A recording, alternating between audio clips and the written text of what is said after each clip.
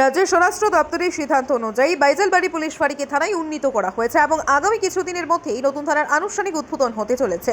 আপাতত বাইজালবাড়ি প্রাথমিক স্বাস্থ্য কেন্দ্রে পরিত্যক্ত কক্ষগুলো ব্যবহার করে থানার কার্যক্রম শুরু করা হবে।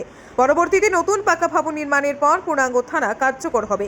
স্থানীয় বাসিন্দারা আজ থানা নির্মাণ কাজ পরিদর্শন করেন এবং এই উদ্যোগকে স্বাগত জানান। বিগত 1 বছর আগে রামচন্দ্রঘাট কেন্দ্রের তিপ্রামথা বিধায়ক রঞ্জিত দেববর্মা মুখ্যমন্ত্রীর কাছে এই থানার প্রয়োজনীয়তা তুলে ধরেন এবং মুখ্যমন্ত্রীও এতে সম্মতি দেন। এরপরেই স্বরাষ্ট্র দপ্তরের পক্ষ থেকে থানার অনুমোদন ঘোষণা করা হয়। থানা চালু হলে আইন শৃঙ্খলা পরিস্থিতির উন্নতি হবে এবং রামচন্দ্রঘাট বিধানসভা এলাকার মানুষদের আর দূরের খোয়াই বা কল্যাণপুর থানায় যেতে হবে না। থানার অনুমোদনের খবর শুনে এলাকাবাসীর মধ্যে উচ্ছ্বাস দেখা দিয়েছে।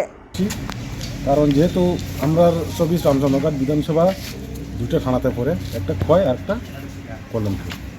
আমাদের এলাকাতে যে কোনো ঘটনা হইলে আমরা খোয়াই ছুটতে যেতে হয় আর কল্যাণপুর যেতে হয়।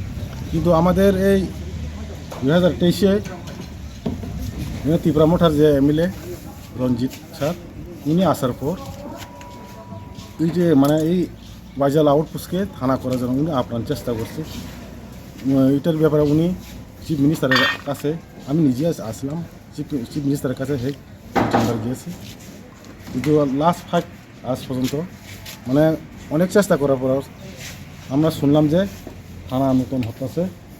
এখন যারা স্বরাষ্ট্র দপ্তরের লোকেরা এই পুরানো যে বাইজালের পিএসসি আসছিল এগুলিকে ওরা মেরামত করতেছে বা রং করতেছে। কবে নাগাদ উদ্বোধন হবে?